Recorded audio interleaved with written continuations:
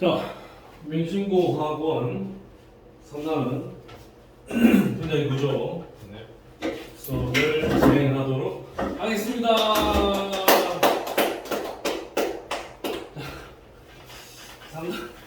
3단원인데 제가 전에 3단원 전반전을 이야기를 했었죠. 네. 전반전을 이야기했단 말이지. 네. 그 문제들을 풀었을 때 혹시 뭐 좀 쉬웠겠지만 혹시 디테일하게 질문할 문제나 확인해 볼 문항이 있으면 이야기를 하세요. 없으면 넘어가면 됩니다. 답지 올려줬나? 네. 네, 답지 좀 답지 안 올려줬네. 나를 맞네. 그래서 내가 이거 봤어. 아, 답지 안 올려줬네. 아, 그러면 질문할 수가 없겠네요. 오케이. 자, 일단은 오늘 진도 먼저 나가고 다음 시간에 같이 질문 처리를 하도록 하겠습니다. 이거 유형 엔제 학원이고 이거는 답지가 카톡방으로 올라갔습니다. 네. 오케이. 3단은 참 쉽죠? 네. 문제의 구조와 성질 나와 있는데 전기 음성도는 기본적으로 공유결합을 했을 때 물론 공유결합이 아닐 수도 있습니다. 공유결합이 아닐 때도 전기 음성도는 어차피 논해야 되는 건데 어쨌든 공유되어 있는 전자쌍을 끌어당기는 정도, 내가 전자를 얼마나 내 쪽으로 강하게 끌어당길 수 있는가, 그거를 상대적인 수치로 나타낸 게 전기 음성도야.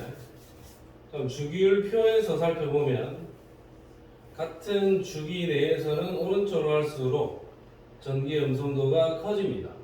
이유는 은우야? 왜냐하면 이유가 뭐냐? 전기 음성도가 커지는 이유가 전자가 많아지기 때문에. 전자가 많아지기 때문입니까? 그다음에 뭐가 하나 더 있었는데 까먹었어요. 섭섭하대요. 전자가 많아지기 때문에. 핵심을 이야기해야 됩니다. 핵심을. 반발력이 전자를 잘 잡아당기는 이유는 같은 주기 내에서 오른쪽 갈수록 유효핵 전하가 증가하기 때문입니다. 맞습니다. 오케이. 그러니까 같은 쪽에서는 밑으로 내려갈수록 전자를 끌어당기는 힘이 약해집니다. 전기의 음성도가 작아집니다. 이유는 유효했죠. 아닙니다. 전자 껍질의 수가 증가하기 때문에 전자를 잘 잡아당기지를 못합니다. 혹시 이유를 물어본다면? 근데 이유를 물어볼 일은 적습니다. 이유를 직접적으로 물어볼 가능성입니다.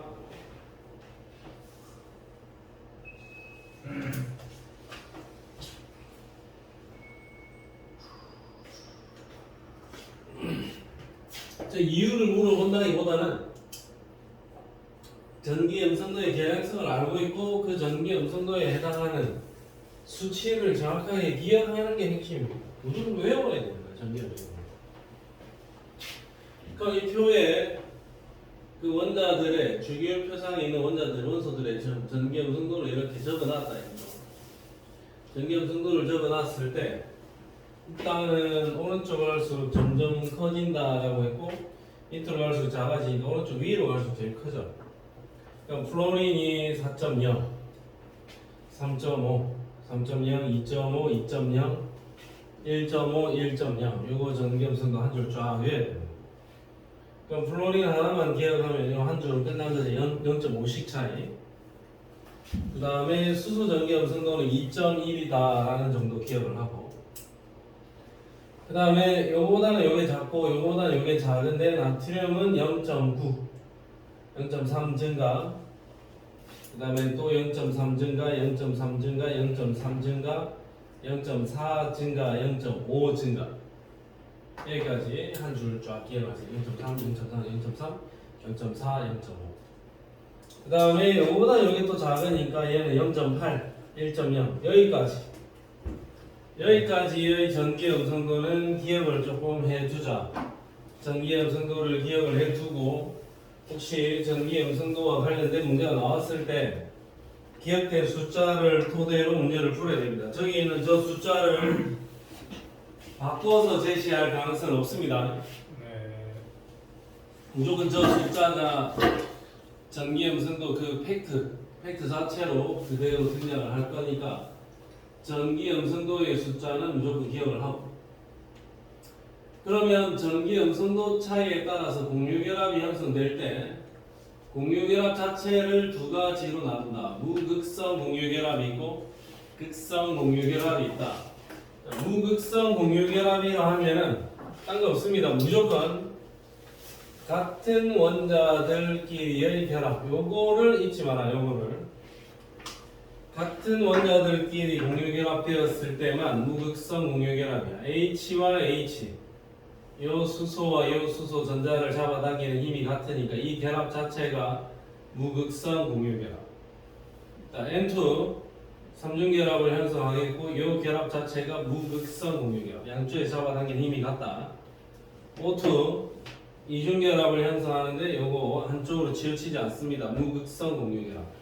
같은 원자 사이의 결합이고, 다른 원자들끼리의 결합이면은 이거는 무조건 전자는 어느 한쪽으로 치우치게 됩니다.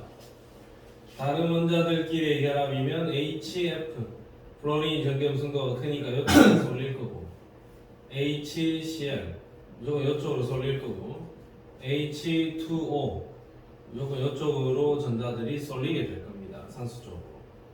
그러면 다른 원자들끼리 공유결합이면 전자가 한쪽으로 치우쳐 있기 때문에 이거는 극성 공유결합이다.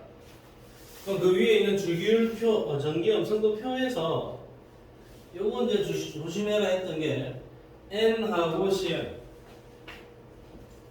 N하고 Cl. 영재야, 위에 전기 염성도 표에서 질소의 전기 염성도 얼마라고 적혀있니? 3.0. CL, 염소의 전기 염성도는 3.0이죠. 둘이 전기 염성도가 똑같지? 그럼 이 공유결합은 극성이야, 무극성이야? 이건 극성이야, 극성. 선생님 전기 염성도가 같은데요? 달라요. 같겠지만 미세하게. 미세하게나마 차이가 있을 거라는 거죠. 맞습니다. 그리고 우리가 임의로 표현해놓은 이 숫자 자체가 같다 뿐이지 다른 원소인데 얘네들이 줄다리기를 했을 때 뭐 잠시나마 비슷할 수 있겠지만 하루 종일 줄을 잡고 있으면 그 나중에 힘이 센 놈이 있을 거다 이거죠. 분명히 전자는 한쪽으로 치우치게 된다. 그래서 같은 원자면 무극성 공유결합, 다른 원자면 그냥 극성 공유결합. 그렇게만 판단을 해주면 적절할 것 같아요. 극성 공유결합이면 전자가 한쪽으로 치우쳐 있고 무극성 공유결합이면 전자가 한쪽으로 치우쳐 있지 않습니다. 그 정도 판단해 주면 됩니다. 자, 그러면 전기 염성도하고 극성, 무극성 이걸 어떻게 구분하느냐? 전기 염성도 차이가 아예 없다. 전기 염성도 차이가 아예 없다라는 거는 이거는 무극성 공유결합을 의미하는 거죠.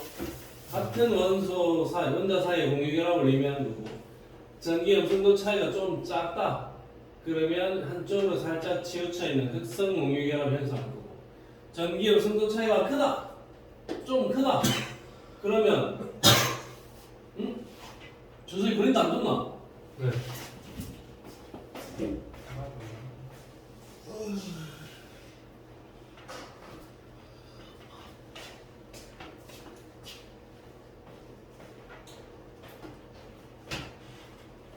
피워요.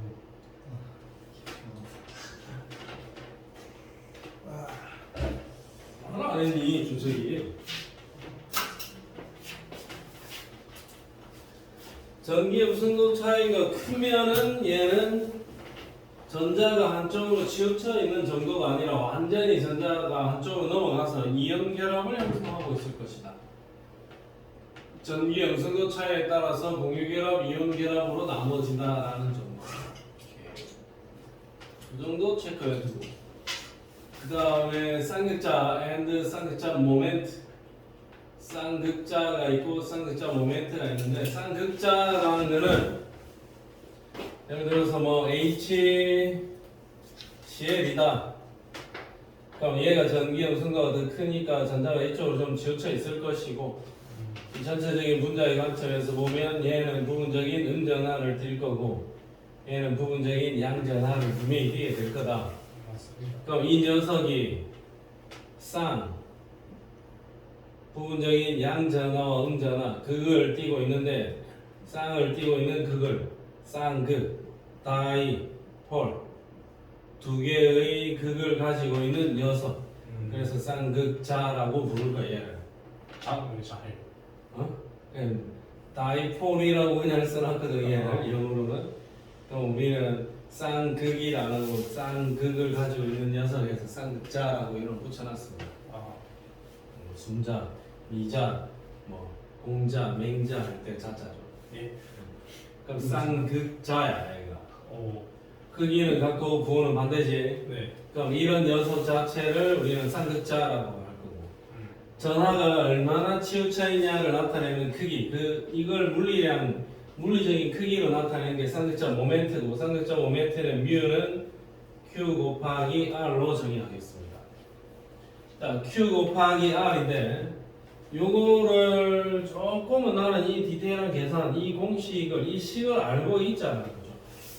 자, 그러면 여기에서 부분적으로 발생되어 있는 부분적인 양전하와 부분적인 음전하 전체의 크기는 같다 이거죠. 네. 그러면 여기 양전하든 음전하든 아무거나 하나 갖다 넣으면 되겠지 전하야. 네. 거리는 얘와 얘 사이의 거리 이게 R이다 이거죠. 그러면 발생된 부분 전하와 거리의 곱이 전자가 치우쳐 있는 크기를 나타내는 척도 쌍극자 모멘트다 이거죠. 그러면 전하가 어느 쪽으로 치우쳐 있냐를 나타내는 쌍극자 모멘트인데 Q가 크다고 해서 무조건 큰 건 아니죠. Q는 제법 큰데 R이 매우 작을 수도 있잖아. Q는 작지만 R이 매우 클 수도 있는 거죠. Q와 R의 곱이다 이거지. 전하가 많이 치우쳐 있다라고 해서 무조건 쌍극자 모멘트가 큰 게 아닙니다. 예를 들면 여기에서 부분 전하는 예를 들어서 10인데 거리가 1일 수도 있는 거고 부분적으로 발생되어 있는 전하는 5인데 거리가 5일 수도 있는 거잖아. 그러면 전자는 한쪽으로 많이 치우쳐 있지만 거리가 짧다. 그러면 이 녀석의 쌍극자 모멘트는 10이야. 근데 전하는 조금밖에 안 치우쳐 있지만 거리가 5야. 그럼 이 둘이 곱했을 때 쌍극자 모멘트는 25가 되는 거죠. 전자가 많이 쏠려 있다고 해서 쌍극자 모멘트가 무조건 큰 것은 아니다 이거죠. 전하가 적게 쏠려 있더라도 쌍극자 모멘트는 커질 수도 있다라는 이야기입니다. 나는 이 식을 이용한 문제가 꼭 한번 나와줬으면 좋겠습니다. 그래서 좀 함정을 이리저리 좀 파가지고 단순히 전하의 쏠림만으로 쌍극자 모멘트를 판단하는 그런 과오를 저지른 아이들을 참교육을 해줬으면 좋겠는데 잘 안 나오더라고. 안 나온다. 좀. 지금까지 내가 최근 8년간 이 인근의 고등학교에서 단 한 번도 나온 적이 없어요. 쌍극자 모멘트 뮤는 QR 가지고 계산하는 문제. 안 나온다는 소리잖아요. 근데 우리 김이진 쌤이 올해 첫 등장이니까 혹시 네. 모르겠어. 안 가르쳐 주셨어요. 네. 뮤는 QR 자체를 안 가르쳐줬어요. 소리 지금 루이스 점자식 나왔는데 안 가르쳐 주셨어요. 그래. 그럼 이진 씨도 안 낼 모양인가 보고. 기진 씨요. 이진 씨, 이진이도 안 낼 모양인가 보고. 같은 대학 같은 대학만 같은 대학이지. 같은 동기. 같은 데 같은 과 동입니다. 동일 아니고 그냥 좀 잘 몰라 아는 척 하는 거야. 무슨 서로 존재를 인지는 하고 있잖아. 존재를 인지하고 있대. 자, 루이스 전자 정식. 루이스 전자 정식은 루이스 형님이 분자의 구조나 결합의 양상을 파악하기 위해서 조금은 이해하기 쉽게 만들어내는 방식이야. 그러면 얘네들은 딴 거 필요 없어요. 리베, 비시, 에노프 점을 찍어서 나타내는데 뭘 점을 다 찍는 건 아니고 원자과 전자 수만큼의 점만 찍는 거야. 첫 번째 껍질에 점은 신경 안 써도 돼. 네. 리튬은 몇 개? 한 개. 한 개로 지금 돼 1쪽이니까. 그럼 얘는 이거 전자 하나를 버리면서 얘가 양이온 되기가 쉽겠죠? 베릴륨은 아니죠. 두 개를 버리면서 이가 양이온 되기가 쉽겠죠? 네. 중소는 어떻게 되지 않나? 중소는 전자를 버리기에는 조금 애매해. 근데 중소는 원자과 전자가 몇 개니? 이게 세 개야. 그러면 얘 같은 경우에는 여기에 플로린이 이렇게 결합을 한다면 플로린 세 개가 붙어서 BF3가 될 수 있어요. 그럼 BF3가 됐을 때 붕소 같은 경우에는 결합 3개만 형성할 수 있죠. 네. 그러면 붕소 주변의 원자과 전자 몇 개? 6개. 6개밖에 없죠. 네. 그럼 얘는 옥텟 규칙 만족합니까? 안 합니다. 안 합니다. 옥텟 규칙 만족 못하는 화합물입니다. BF3는 비교적 안정한 화합물이 될 수는 있으나 BF3는 옥텟 규칙을 만족시키지는 못하는 구조를 형성하게 됩니다. 베릴륨은 그렇잖아요. 베릴륨은 BeF2가 될 수는 있는데 이런 구조도 가능하죠. 네. 근데 얘는 뭐 이런 구조도 가능한데 얘는 상당히 불안정해요. 이거는 전자가 4개밖에 없잖아. 꽤나 불안정해요. 이거보다는 베릴륨 이가의 양이온으로 변신하는 게 오히려 속 편할 수도 있습니다. 화학생이 베릴륨이랑 붕소가 음. 어떻게 좀 만족 안 하나? 어떻게 이게 만족 안 할 수도 있고 만족하는 구조가 될 수도 있고 문제를 내려면 베릴륨 저렇게 해야지. 이렇게 낼 수도 있고 전자쌍 그거 개수랑 이공유랑 전자쌍 개수 이거. 탄소는 전자가 몇 개니? 4개죠? 네. 그럼 얘는 결합 몇 개 한다? 4개. 4개의 결합을 형성할 수 있고 여기에 플로린 9개를 붙여주면 되겠죠? 맞습니다. 그럼 CF4가 될 수 있는 거고 CH4가 될 수 있는 거지. 네. 질소는 결합 몇 개 하겠니? 3개. 3개 합니다. 이 산소는 2개 합니다. 플로린은 전자가 이미 7개 있으니까 얘는 결합 하나만 할 수 있습니다. 그리고 반드시 옥텟 규칙을 적용하는 것은 아니다. 인 같은 경우에는 최외곽의 전자가 몇 개니? 5개. 5개죠? 최외곽 전자. 질소 밑에 인. 네. C5조 원소. 그럼 얘는 결합을 5개를 할 수도 있어요. 네. 여기에 플로린을 5개를 붙일 수도 있다고. 그럼 얘가 PF5제. 네. 그럼 얘는 인 주변의 전자가 몇 개니? 10개잖아. 네. 그럼 이건 옥텟 규칙 만족하냐? 아니요. 이거 옥텟 규칙 만족 안 해. 저 존재하나요? 존재할 수 있어요. 존나 이거 옥텟 규칙을 만족을 안 해. 그래서 근데 얘가 꽤나 안정적으로 존재하거든. 그래서 얘를 확장된 옥텟 규칙을 만족한다 이런 표현을 쓰기도 합니다. elongated octet rule.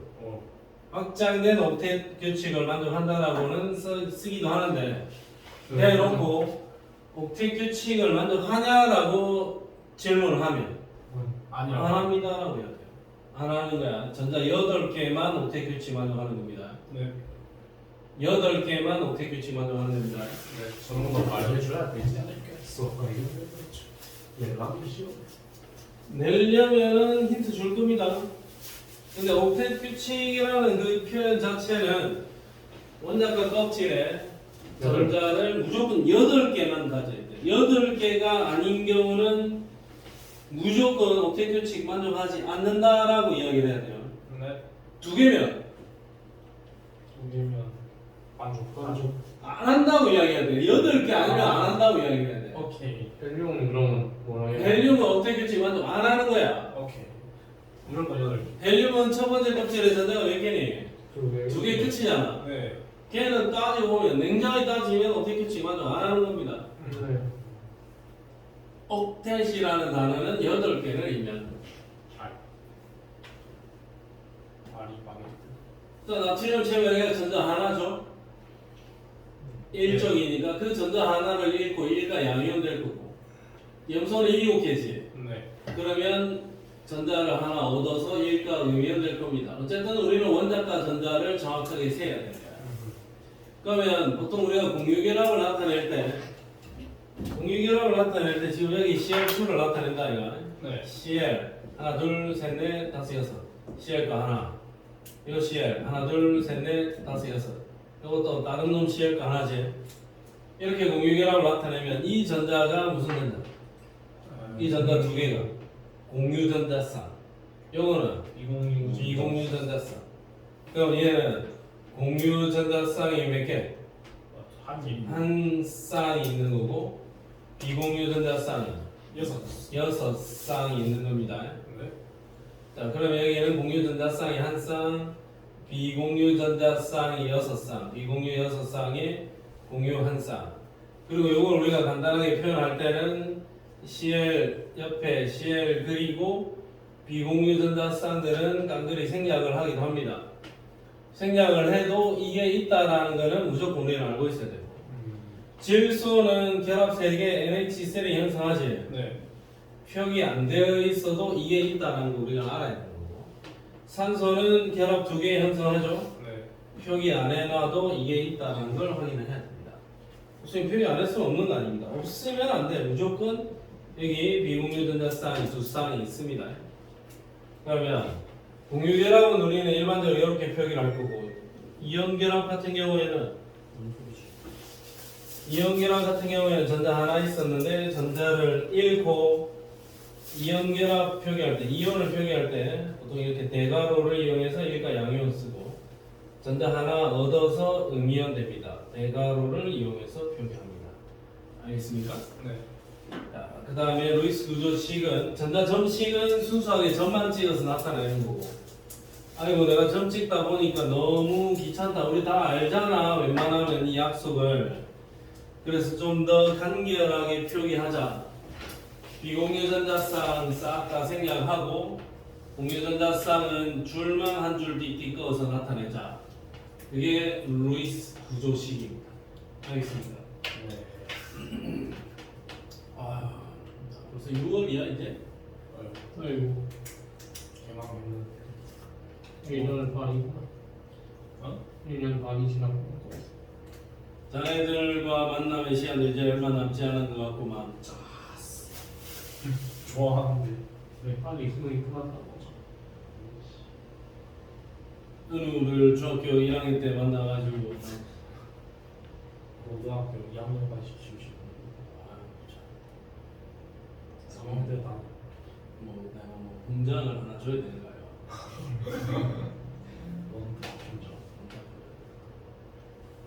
나중에 우리 학원에 알바를 들어온다면 다른 아이들보다는 시급을 내가 최저시급.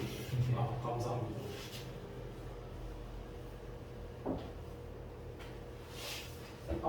학원 알바는 골프장을 뭐든 은우 뭐 적재적소에 은우를 배치를 해야 돼. 자, 전자쌍 만발 이론 3단은 너무 수월하죠. 자, 전자쌍 만발 이론 VSEPR이라고 표기합니다. 밸런스, 쉘, 일렉트론 페어, 리플전 디어리 해가지고 쓸데없이 이런 방법. VSEPR이라고 많이 표기를 하고. 우리말로는 뭐 전자쌍 만발 이론이라 하는데 전공책에서는 싹 다 그냥 VSEPR이라고 써놨거든. 그래서 VSEPR이 좀 더 익숙하긴 합니다, 사실. 쌤한테 뭐 나는 뭐 그냥 잉글리시가 아주 익숙하죠. 원서로 배워서 그런데. 우리는 이제 원서로 공부를 했기 때문에 진짜요? 원서로도 공부했던 과목들이 한 2개 있는데 그걸 원서를 사는 아이들도 있고 원서를 사기 싫어하는 아이들도 있거든. 번역판을 사는 아이들도 있고. 근데 고유명사를 많잖아요. 약간 과학 같은 거 그거 어떻게 다 이해하네? 그건 뭐 다 익혀져. 다른들도 대학 전공자가 되면 그냥 다 익혀질 겁니다. 상상만 해도 끔찍해.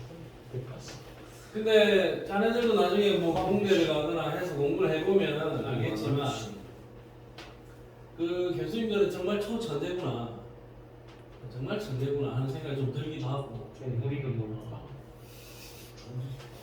명목 교수 아이가 진짜 똑똑한 사람들이구나 하는 생각이 명예 좀 교수 아이가 진짜.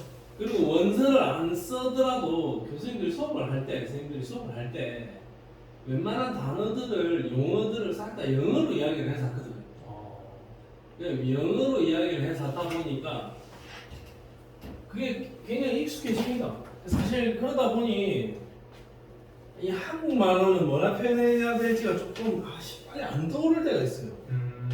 그럼 레졸루션 이런 단어가 있으면 이 레졸루션이면 레졸루션 우리가 야 레졸루션 어쩌고 저쩌고 잠시만 이런 이야기를 하다 보면 지금 이거 우리말로는 뭐지 이게? 해결 아닙니까? 이게 이제 우리말로는 분해능이라고 불러야 되거든. 그러면 이 피크가 이렇게 돼 있다. 스펙트로스코피를 찍었을 때 이렇게 돼 있다. 그러면 레졸루션이 이 범위밖에 안 되는 스펙트로스코피를 사용하면 이게 분리가 안 된다고. 뭔 소리야? 그러니까 그림을 그리는데 이 정도 두께의 색연필로 그림을 그리면 네. 이런 그림밖에 못 그린다 이거지. 그러니까 이 정도 두께의 색연필로 그리면 이 피크하고 이 피크가 그냥 한 피크로 나온다 이거지. 근데 레졸루션을 좀 더 높이면 이 그림이 좀 더 디테일하게 그려질 수 있다. 그래서 스펙트로스코피를 찍을 때 레졸루션이 상당히 이런 넓은 경우가 있고 좁은 경우가 있으면 이 스펙트럼의 그림이 완전히 달라질 수도 있다. 디테일한 그림이 나올 수 있다. 공부를 해보면은 알게 돼요. 용어는 뭐 자동으로 익혀질 거고 교수들이 근데- 설명 못하는 경우가 많더라. 교수들 설명을 졸라 못해요. 근데 진짜 그래서 종분이가 저 새끼는 좀 알고 가요. 저 새끼는 저 교수님은 좀 자기는 알고 설명하는 거 맞나 싶을 때가 있어요 사실. 교수님 공부했어요. 어? 김봉곤. 김봉곤. 네. 김봉곤은 모르는 게 없는 사람이야. 괜찮은 사람이. 김봉곤 교수님은 무기화학 교수인데 네. 내가 지금까지 수업을 들었던 교수님들 중에서 가장 명확하고 정확하고 논리 정연하게 개념을 전달해 주십니다. 아주 훌륭하신 분. 좋은 선 그 다음에 물리화학 수업을 하는 양기열 교수라고 있었는데 그 사람은 자기는 초천재야. 자기 초천재인 거 내가 인정하겠어. 근데 우리는 일반인이라는 사실을 본인은 인지를 못해요. 이 정도는 이해하겠지. 그래서 자기는 초천재야. 좋아 그래 오케이. 전제와 일반. 근데 우리는 다 일반인이잖아. 지는 지 할 말 하고 가거든. 수업 3시간 연간 딱 수업 듣고 나면 진도를 한 7, 80페이지 나가비. 오야. 그 대학 전공서적에 그거? 두달라고 그 엄청나게 어려운 내용을 지 맘대로 던져놓고 한다고. 그것도 자기 뭐 필기도 하기 싫으니까 PPT나 이거 딱 띄워가지고 자자자자자자자자 삼시를 막 하고 넘어가면 그럼 우리는 바로 들어. 그 필기돼 있는 그거를 번역 작업을 3시간 수업을 들었으면 내 생각에는 번역 작업을 10시간 이상을 해. 그러니까 10시간 이상을 하면 번역이 되느냐? 그게 문제죠. 거의 안될 듯이. 안 돼. 영원히 안 될 수도 있어. 이게 뭐지 하고. 평생 시간을 쏟아 넣어 보아도 그게 번역이 안 되는 내용도 있다고. 혹시 이해를 못하는 학생 같으면 그러면 내 혼자서는 이해를 못하니까 친구들하고 같이 모여서 이게 뭐 번역을 하는 거지 같이. 집단 그렇지. 이제 집단 스터디를 하는 거지. 야 여기서 이 시기 여기서 이 다음 단계로 어떻게 넘어가는 거지. 스터디를 하는 이유는 다 있어. 스터디를 하는 이유는 그건 거야. 이 빡대가리들이 모아가지고 하나라도 좀 나아. 하나라도 우리 같이 한번 개혁쳐보자라는 의미인 거죠. 내 혼자서는 도저히 이해를 못하니까. 근데 교수님들 중에서도 참 전달을 잘하시는 분들이 있고 전달을 잘 못하시는 분들이 있습니다. 그렇다고 해서 하는 걸로 하지. 종문이 누구야? 저희 김종훈이라고 부산대 4회 교수 몇 번가? 우리 학교에 오셨거든요. 교수님이 네. 교수인지는 모르겠어요 진짜. 학교를 왜 왔대? 몰라요. 그냥 가르치러 왔겠죠. 근데 이제 애들 사이에서 가장 B급 선생님 1티어 원티가야. 아니 저희만 담임입니다. 앞으로도 변하지 않아요. 그게 이제 자신이 가지고 있는 지식하고 전달 능력하고는 또 차이가 있더라고. 지식이 전달 조금 부족해도 전달을 잘 할 수도 있고 지식이 조금 뭐 대단히 많아도 전달 못할 수 있어. 근데 내가 옛날에 우리 학원에 근무하던 예전에 학원 초창기 때 내가 영이 배웠던 어떤 선생님이 있는데 그 선생님이 아주 지식을 많이 갖고 있는 선생님이었거든. 혹시 본 적 있나? 예, 초창기 때 있었는데 그 선생님이 아주 많은 지식을 갖고 있는 선생님이에요. 물리, 화학, 생명, 지학, 물리 1, 물리 2, 생원, 생투, 화원, 화투, 지원, 지투를 다 두루두루 선정하신 아주 훌륭한 인재였는데 내가 그 쌤을 영입을 해왔거든. 근데 수업이 안 돼. 수업만 하면 애들이 수업하기 싫대. 학원 그만둘라고 그래. 그래서 막 내가 수업 안 하면은 학원 다 그만둘 거다. 수업 많이 욕한다고? 수업을 왜 못했는지 이해를 못했어요. 그 자기는 자기가 술자리에서 막 24살때 자기가 최고라고 실력을 그래가지고 도저히 내가 안 돼가지고 나중에 그 쌤을 좀 자리를 좀 빼자 했습니다. 자리를 뺐지. 자리를 빼가지고 자기 학원을 차렸는데 망했어요? 망했어. 그 다음에 학원을 차렸는데 아마 위치 때문에 망했다고 생각했던 것 같아. 다른 날에 그래서 좀 더 좋은 위치로 이동을 해서 또 차렸는데 또 망했어. 그 뭘까? 지금은 또 어디 또 강사로 나가고 있습니다. 그래서 전달 능력, 그 능력에 그 코스가 중요하다. 그 다음에 전달 능력뿐만 아니라 그 다음에 그 내가 제일 중요하게 생각하는 난 래퍼라고 생각하거든. 네. 래퍼. 네. 래퍼라고. 래퍼? 래퍼 또는 래퍼라고 표현하는데 아니야 피어 교육 심리적인 수준에서 나오는 어떤 학생과 교사와의 교감 그런 걸 이제 우리가 래퍼 형성 이런 표현을 하는데 가장 떨어지는 건데 래퍼 형성이 굉장히 중요해요. 학생의 그 어려움을 잘 이해해주고 심정을 그리고 학생과의 정서적인 교감이 이루어졌을 때 수업은 훨씬 더 발전해 나갈 수 있다. 실력이 중요한 거 아니야. 실력은 기본인 거. 실력이 아주 훌륭한데 저 사람이 졸라 싸가지가 없고 막 저 쌤하고 같이 얼굴 보는 거 진짜 너무 싫다. 저 쌤 너무 싫다 그냥 너무 짜증난다 이러면 수업이 안 되는 거잖아. 그러니까 래퍼 관계 형성이 아주 중요한 거야. 실력도 실력이지만 저 쌤한테 뭔가 내가 믿고 의지를 해서 같이 으쌰으쌰 또 아니면 내 고민도 같이 고민 서로 할 수도 있고 앞으로 방향도 뭔가 제시 받을 수 있고 하는 그런 관계가 훨씬 더 발전적인 관계로 커갈 수 있는 상황이 되는 거죠. 좀 본인은 둘 다 없구나. 래퍼도 없어. 네. 아니 그게 떨어지는 게 제일 문제인 것 같아. 래퍼가 아주 중요해 선생님은. 그러니까 담임쌤도 왜 담임인지 모르겠어. 학생들하고 그 일단 교육 학급 경영이라는 또 전문가 그 교육학 과목이 있습니다. 그래요? 학급 경영. 어떻게 좀 학급 경영이라는 것도 있는데 그런 교육 과정을 배울 때 우리가 대학 때그 래퍼라든지 학생들과의 이런 상호 관계 이런 것들을 좀 뭔가 생각을 하거든. 네. 근데 래퍼 형성이 안 되는 사람들은 본인 자체가 좀 사회성이 떨어진 사람들이 많아요. 그 뭐냐 또 대화를 해보니까 자기 딴에는 뭔가 이제 그런 거 형성을 좀 하고 싶어 하는데 이미 그 인식이 나랑을 봐가지고 그냥 애들한테 그냥 개무시를 당한 입장이라가지고 이미 망했어. 그러니까 내가 이 빠따를 가지고 애들을 쭉 패도 있다 내가. 래퍼 영상이 잘 돼 있어. 래퍼 형성이 잘 되는 학생이면 선생이면 애들이 절대 신고 안 해. 절대 신고 안 해. 근데 래퍼 형성이 안 돼 있는 상태에서 선생님이 애들 빠따 뚝 패잖아. 그럼 애들이 반감을 가진다. 그럼 신고한다. 중학교 때 아무도 신고 동료중 아빠. 그러니까 이제 빠따를 만났을 때 저 선생님 진짜 내 잘되나 못되는가 봐 이런 마음이 들 수도 있고 빠따를 만났을 때 저 새끼 미친놈 아니야 이런 생각이 들 때도 있단 말이야.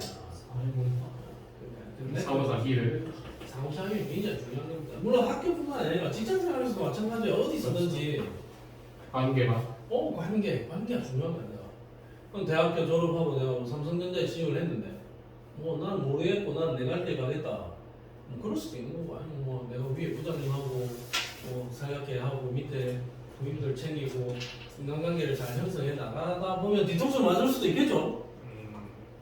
뒤통수를 맞을 수도 있겠지만 선망 그게- 나왔어요. 그게 다행히 꼭 손해를 끼치진 않을 거다 이죠. 요새 뭐 인터넷 유튜브에 보면 MZ 세대들, 말이 안 되는 계획. MZ 세대들 그 한국 보면 회식 가서 그게 진짜인지 난 잘 모르겠지만 실제 나도 그런 경우도 봤어요.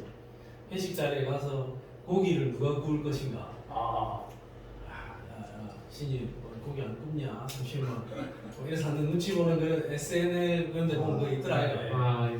그 실제 MZ 세대들이 자기의 입장을 강하게 주장하다 보니까 진짜 고기도 잘 안 굽고 회식도 안 가려고 그런 경우 많거든. 학교에서도 가거나 학교에서도 예를 들어서 학교 안 가고 싶은데 열심히. 학교에서도 가고 뭐 사람들이 나를 어떻게 생각했을지 모르겠지만 예를 들어서 학교에서 이렇게 회식을 하러 가지. 회식을 하러 가면 보통 선생님들이 회식을 하러 가면 교장 교감이 저쪽 어디 센터에 안 한다고. 그렇죠. 그러면 뭐 아줌마 쌤들이 좀 일찍 와요 보통. 아줌마들 쌤들이 일찍 오는 이유가 뭔지 알아? 왜요? 구석에 저 구석에 숨은 자리 잡으려고 일찍 들어와요. 그냥 서로 그냥 좋은가? 그러면 뭐 전투기 한 탭을 잡고 전투기 시끄럽게 먹으려고 구석에 저 교장 멀리 떨어져가지고 있다니. 일찍 온단 말이에요. 그러면 선생님들이 와서 각자 자리를 이렇게 잡다 보면 그 교장 교감쌤 앞에 아무도 안 앉아가거든. 부담스러운. 부담 불편하다고. 부장들이 가가지고. 교장 교감 앞에 안 앉으려면 그 앞에 이제 교무부장이나 이렇게 앉는단 말이야. 그럼 그 옆 테이블에는 인성부장이나 무슨 부장들이 이렇게 앉는단 말이야. 그럼 나는 우리 교장쌤하고 무슨 친했거든. 어느 학교에 있든지 간에. 보통 난 내가 많이 앉았어. 부장쌤이랑. 내가 가서 앉았어. 교장쌤 오늘 제가 고기를 한번 멋지게 한번 구워드리겠습니다. 고기 굽기 담당이었거든. 정치를 좀 잘하셨네요. 난 고기 진짜 잘 구워. 고기 정말 잘 구워요. 실력을 정치력으로 써가셨네. 고기를 내가 진짜 잘 굽기 때문에 그 내가 다 앉아가지고 고기 굽고 있으면 다른 쌤들 보기에는 내가 저 새끼 많아 미친놈 이렇게 생각할 수도 있겠지만 나는 뭐 고기 굽는다고 해서 나 하나도 바라는 것도 없었고 그냥 뭔가 누군가가 좀 대접을 해줬으면 좋겠다는 생각이 좀 들더라고. 그 나이 많은 교장쌤 이제 집에 갈 때 다 된 교장쌤은 여전히 밑에 쌤들이 무시 많이 하거든. 정년이면. 정년 다 돼가고 6개월 남은 교장쌤 무시한다고. 줄 서고 밑에 다른 쌤들한테 줄 서고 행정실장한테 줄 서고 막 이런다고. 그래서 나는 그런 게 좀 싫었다. 자네들도 어디에 취직하든지 간에 라인을 전하네. 고기를 구워라. 네. 난 고기 굽는 거 아주 중요하게 생각하는 사람이거든. 고기를 구울 줄 아는 사람이 결국에 모든 걸 잘 할 수 있다. 오늘 집에 가서 고기 굽는. 고기를 잘 구워야 돼. 아니 고깃집 알바. 고기를 굽는다는 거는 알것 같은데 삶이. 나는 굉장히 많은 걸 내포하고 있다고 보거든. 예를 들면 내가 아는 어떤 전모 씨 고기 안 구워. 왜? 귀찮대 자기. 저희가 굳이 만다고 그런 거 하기 싫대. 그럼 미친놈 고기를 왜 처먹냐? 지금 고기 안 구울 거래. 그럼 뭐 누가 굽겠지 이런 생각한다. 근데 먼저 나서서 집게를 잡고 고기를 굽는 사람이 이타적인 사람이고 항상 어디에서든지 간에 나는 성공할 수 있다고 봅니다. 그렇습니다. 맞습니다. 고기를 잘 구워. 친구들끼리 가서 씨 눈치 보고 있으면 안 돼. 먼저 집게 잡아. 맞아. 재밌습니다. 근데 그래야 그걸 재미있다고 생각해야 돼. 잘못 구우면 새끼가 이렇게 똑같이 잘라서 이건 훔쳐들고. 그래서 고기의 그런 친구 소설. 고기 굽는 모습에서 여러 인간 군상들의 모습을 볼 수 있습니다. 고기 집게를 먼저 잡고 열심히 굽는 아주 이타적이고 어딜 가나 열심히 할 훌륭한 녀석. 아니면 자기는 고기를 못 굽는다고 고기는 안 굽지만 여러 밑반찬들을 세팅을 하면서 그래도 내가 이건 못하지만은 최선을 다해서 열심히 노력하는 그런 사람. 그 다음에 나도 고기도 못 굽고 밑반찬도 나는 모르겠고 사람이가. 젓가락 딱 들고 누가 구워주는 고기 딱 집어 먹으려고 대기하고 있는 녀석. 그런 사람도 있습니다. 나하고 있는데. 이거 가장 많이 먹지. 내가 고수 그렇지. 뭘 할 수 있는데. 고기 많이 구워야 돼. 맞고 싶어서. 그래서 자네들 멋진 인생을 살기 바랍니다. 훌륭한 남자 내가. 네. 우리 처남이 우리 와이프 남동생이 네. 고기를 안 굽습니다. 아이고. 참 빠집니다. 그럼 아이가 그 빠따로 좀 네, 그래가지고 네, 전에 아버 한번 형사. 졸라 열받아가지고 내가 딸 한번 불렀거든. 아니, 쥐가 찌개를 잡아야 되는 짬이잖아. 그렇죠. 아니, 같이 고기 먹을 거면. 그렇죠. 셰프 젓가락 들고 있는 거야. 그럼 우리 장인들을 구울 거야? 그건 저 내가 구워도 되지. 그건 아니죠. 내가 구워도 되지만 내가 고기를 열심히 굽고 있으면 매형 제가 좀 굽겠습니다. 제가 굽겠습니다. 그럼 지가 찌개를 잡아야 되니까 이 셰프고 젓가락만 들고 있는 거야. 아유. 그래서 내가 몇 번 봐줬어. 봐줬는데 전에 한 번은 우리가 이제 애들 데리고 저같이 이렇게 내려가면 차에 짐을 좀 싣고 간다니까. 네. 그럼 트렁크에 짐을 뺀다니까. 그럼 이 새끼가 뭐를 해야 되겠냐? 다시 같이 빼야죠. 나와서 아유 뭐 트렁크 열어가지고 지금 뭐 어떤 들고 갈까 해가지고 짐 싣고 딱 들고 올라가야 될거 아니야. 새끼가 짐을 하나도 안 옮기는 거야. 내가 계속 옮기고 있는 동안에. 아이고. 그래가지고 내가 이 새끼가 대학생이었거든. 대학 졸업을 이제 했으니까 와 따라와. 그래가지고 저 뒤에 데리고 와가지고 물렸네. 완전 후려치지. 야 이런 야 전화 저사람 니 뭔데 짐 안 옮기냐? 누나하고 매형하고 와가지고 저 트렁크에 짐 싹 빼고 있는데 니는 왜 짐을 안 옮기냐고. 니가 지금 나이가 몇 살이고 지금 뭔데 지금 눈치 없이 그 짐을 하나도 안 옮기고 있냐. 딱 오면 인사부터 나와서 먼저 하고 짐 옮기면 옮기고 그 좀 빨리빨리하게 움직여야 될까 이거 안 해서 좀 엄청나게 뭐라 했어. 아이고. 졸라 뭐라 했지. 순화 버전 아닙니까? 완전 순화했지. 죄송합니다. 부탁부터 열심히 하겠습니다. 사태. 그래가지고 바로 이제 그때까지는 나 대학생이었으니까 바로 지갑에서 돈을 내가 존나 뭐라 한 다음에 돈을 꺼내 용돈 좋지. 지금도 안 지. 당근을 좋지. 지금도 안 꼴. 지금도 안. 지금도 이 새끼가 고기를 안 구워요. 미친놈이 한 대까지 더 해야 돼. 지금은 근데 엄청나게 그날 이후로 내가 딱 내려가면 앞에 막 대기하고 있어. 아하. 교육이 잘 돼요. 몰라 건날 수도 있다는 생각을 좀 하는 것 같거든. 아 새끼가 지금 다행히 고쳐지. 근데 고기는 안 굽는. 고기는 안 구워봤을 수도. 그래 내가 예를 들어 말하면 매형이 천천히 용돈을 보내준다 아이가. 명절 되면 10만 원, 추석에 10만 원, 설에 10만 원, 그다음에 가끔 또 카톡 보면 하나 뭐 해라 삼촌 10만 원, 10만 원, 10만 원 이래 1년에 주는 돈이 한 60만, 70만 원 되는 것 같아. 이야. 하나 그럼 컴퓨터 필요하다고 누나한테 들었다. 컴퓨터 하나 사라 100만 원. 이야. 뭐 태블릿 하나 사라 뭐 60만 원, 70만 원. 그러면 새끼가 나와서 짐을 옮겨야 될 거 아이가. 중요한 거 아닙니까? 뭐? 그건 좀 아니. 그래, 니 그런 매형이 있으면은 니짐 옮기겠나 안 옮기겠나? 옮겨야 될 거 아이가. 차를 들어요. 그냥 그건 왜 동의다? 아니 결혼해서 나온 돈 1,000원이야 1,000원. 옮겨야 될 거 아이가 미친놈이. 그래서 눈치가 없구나 생각하고 있습니다. 자, 전자상 반발이로 전자쌍들은 반발력이 발생하기 때문에 그 반발력을 최소화하기 위해서 얘네들은 최대한 멀리 떨어져 있어야 된다. 기본적인 이게 무슨 이론이야? 당연한 이야기? 자, 전자쌍이 두 쌍이면 서로 제일 멀리 떨어져 있으려면 몇 도? 180도 각도로 떨어져 있으면 되겠고 세 쌍이면은 몇 도? 120도 각도로 떨어져 있으면 되겠고 네 쌍이면 입체형으로 배치가 되면서 109.5도의 각을 이루면 되는 거죠. 네 쌍이면은 90도가 아닙니다. 네 쌍이면은 이런 식으로 배치가 되면서 이렇게 되었을 때 얘네들이 최대한 멀리 떨어질 수가 있거든. 네. 그랬을 때 이 각도가 몇 도다? 이 각도가 109.5도가 된다 이거죠. 그러면 영재야 두 쌍이면 몇 도? 180도. 세 쌍이면 120. 네 쌍이면 109.5도 이렇게 됩니다.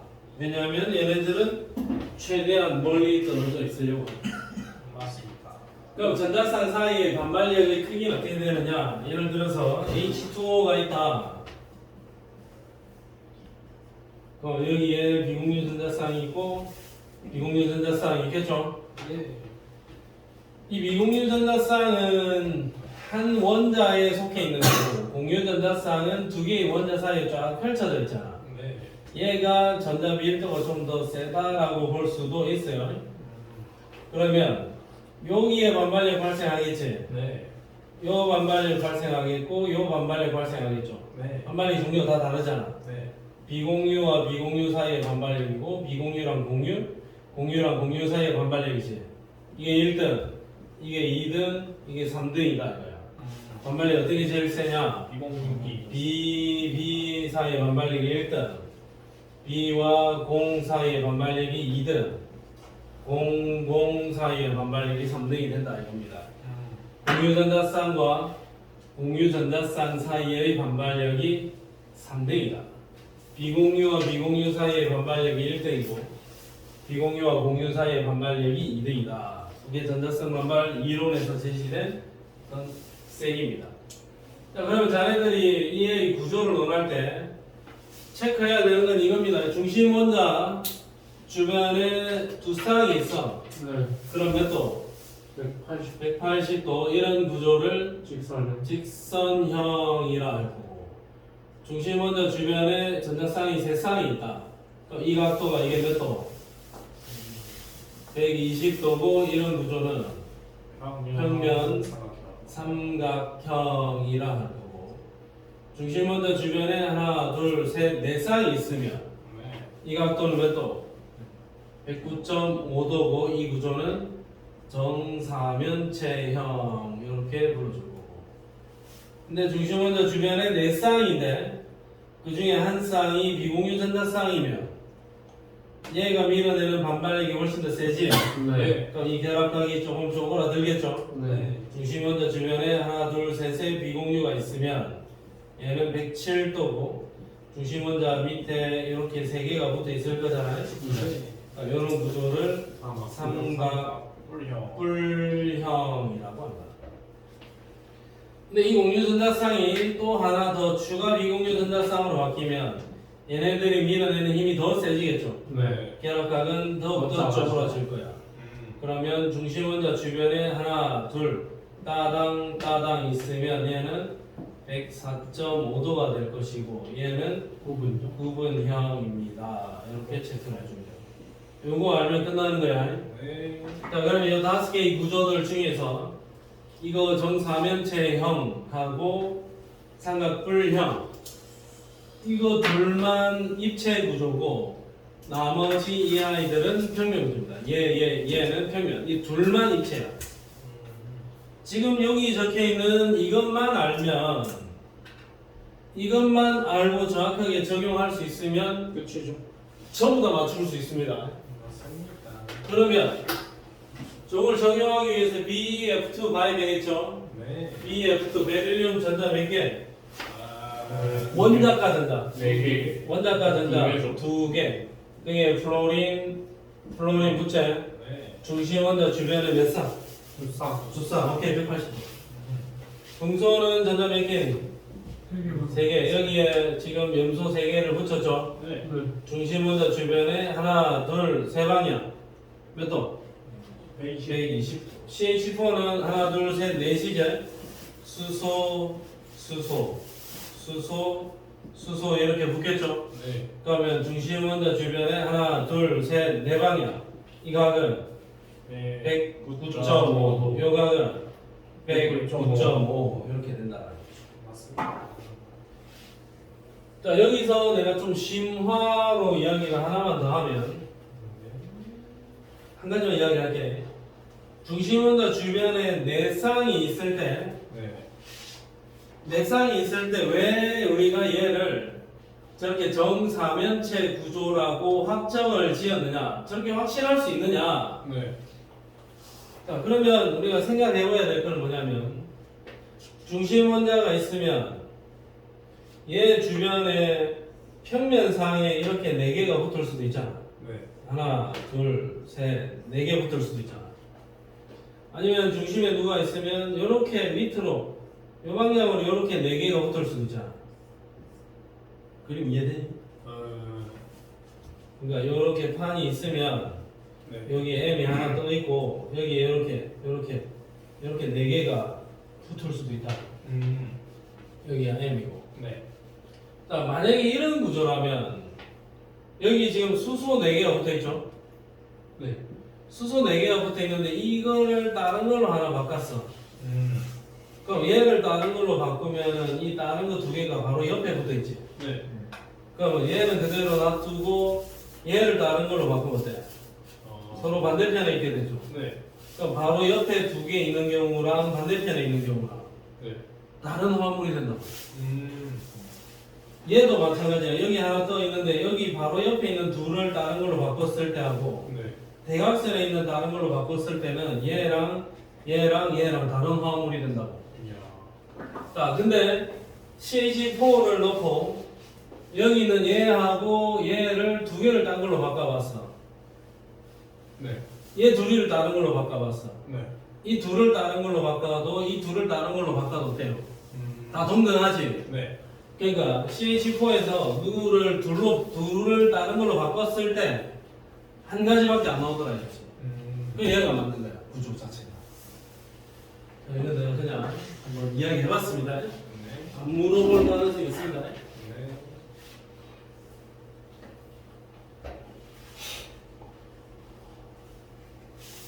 자, 그다음에 여기는 공유 전자쌍 3쌍에 비공유가 한 쌍 딱 붙어 있죠. 네. 이거 몇 도? 107도 삼각분량. 네. 공유 2쌍에 비공유 2쌍 붙어 있죠. 네. 결합각은 4.5. 104.5도. 이거는 구분형 이렇게 부를 거다 이거지. 예. 자, 그러면 영재야. 얘는 상하 좌우 대칭이가 이 분자로 봤을 때 대칭이지. 어느 한쪽으로 안 쏠려 있지. 얘는 무극성 분자. 얘는 이거 네. 상하 좌우 대칭이죠. 네. 얘는 무극성 분자. 얘는 아니지 않나? 얘는 상하 좌우 대칭이죠. 네. 얘도 무극성 분자. 인사인데? 자, 그러면 얘는 어때요? 여기 이 뭔가가 있고 양쪽에 줄다리기를 한다 생각하면 얘가 옮겨지겠나 안 옮겨지겠나? 안 옮겨줄. 옮겨지죠. 밑으로 당기죠. 밑으로 세 놈이서 잡아 당기고 있잖아. 맞네. 여기 떠있던 놈이 밑으로 딱 잡아 당겨지겠지. 그럼 얘는 상하 좌우 대칭이 아니죠. 네. 얘는 극성 분자. 네. 얘는 극성. 얘는 상하 좌우 대칭이 아니지. 네. 얘는 극성 분자. 이렇게 됩니다. 그리고 극성 분자냐 무극성 분자냐를 판단할 때 또 하나의 척도가 될 수 있는 거는 중심 원자에 이렇게 비공유 전자쌍이 있는 경우 이제 아, 극성이. 싹 다 극성이 되는 겁니다. 근데 그걸 비공유 전자쌍이 없어도 극성이 되는 경우도 있어요. 좌우 대칭이 아니면은 극성이야. 네. 자, 그럼 봐라. H2, CO2, BCl3, CH4. 이거 어디 여기 중심에다가 이렇게 리본을 매달아 놓고 줄다리기를 한다 생각하면 얘는 무슨 구조야? 네. 예?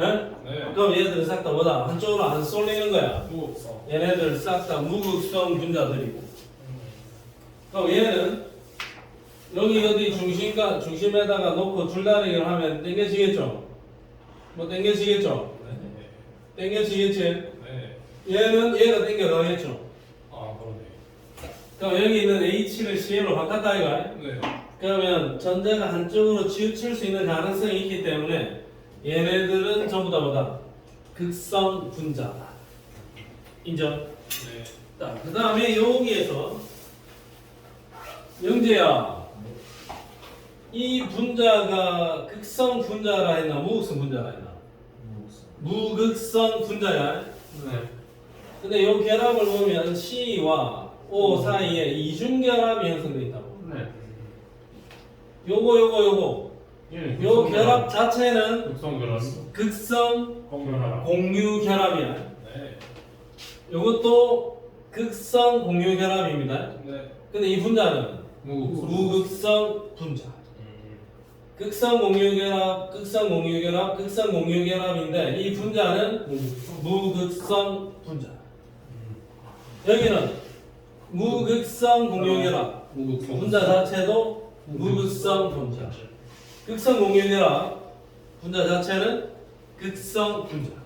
무극성 경유결합이 있다고 무조건 무극성 분자일 거 아니죠? 무극성 공유 결합으로만 이루어져 있는 경우라면 우국성이지. 무엇입니까? 무극성 공유결합만 있고 또 다른 결합이 있으면 근데 극성이 그건- 있으면 극성 공유 네. 결합이 나와야지. 극성 분자가 될 수 있지. 그러면 무극성 분자는 극을 전혀 안 띄고 있지. 네. 그래서 뷰렛에다가 노멀 헥세인. 헥세인이 극성이냐 무극성이냐? 우국성. 무극성이야. 그러면 얘는 마이너스 대전체에 갖다 댔을 때 아무 상관없이 그대로 쭉 떨어지죠. 네. 근데 H2는 극성이라서 마이너스 대전체 갖다 대보면 알아와요. 여기 있는 플러스 부분이 끌려가죠. 네. 마이너스 대전체 갖다 댔을 때 끌려왔지. 네. 플러스 대전체 갖다 대보면 밀려납니까? 끌려옵니까? 안돼. 아 끌려와요 이거. 끌려옵니다. 왜 밀려나지 않습니까?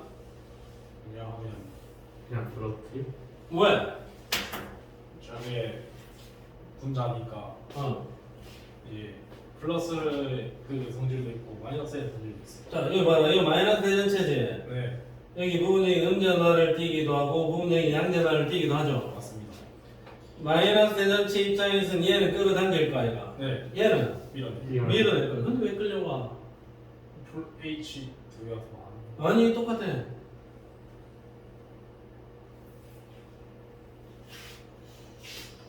왜? 그럼 플러스 대전체 갖다 대면 이 마이너스 때문에 끌려온다 아이가. 네. 플러스 대전체 갖다 대보면 플러스 때문에 밀려날 수도 있잖아. 네. 근데 왜 끌려와? 끌려오는 이유는 인력이 있고 반발력이 작용할 수 있지. 네. 얘 마이너스 입장에서는 얘한테는 인력 작용할 거고 얘는 얘한테는 반발력 작용하겠죠. 네. 자, 인력은 비교적 먼 거리에서도 작용할 수 있는 힘이야.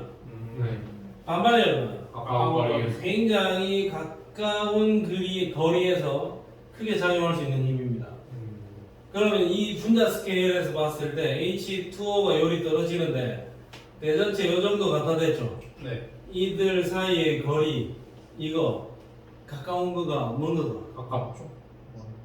원자 스케일로 봤을 때 그럼 뭔가 분자 스케일로 봤을 때는 얘를 대전체를 한번 갖다 댄다 해도 그 틈에는 분자 수십만 개, 수억 개가 들어갈 수 있을 거 아니야. 네. 네. 그러면 이 물줄기와 대전체 사이의 거리는 멀죠. 억수로 먼 거야. 멀죠. 억수로 먼 거기 때문에 반발력은 사실상 작용할 수가 없어요.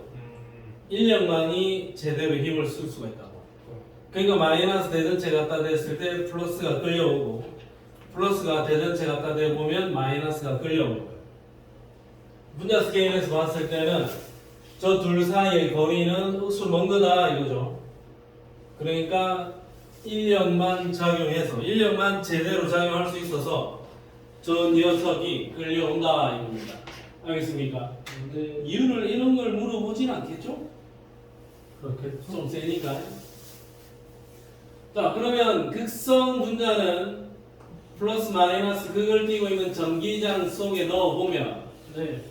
마이너스는 플러스를 쳐다볼 거고 플러스는 마이너스 쪽을 쳐다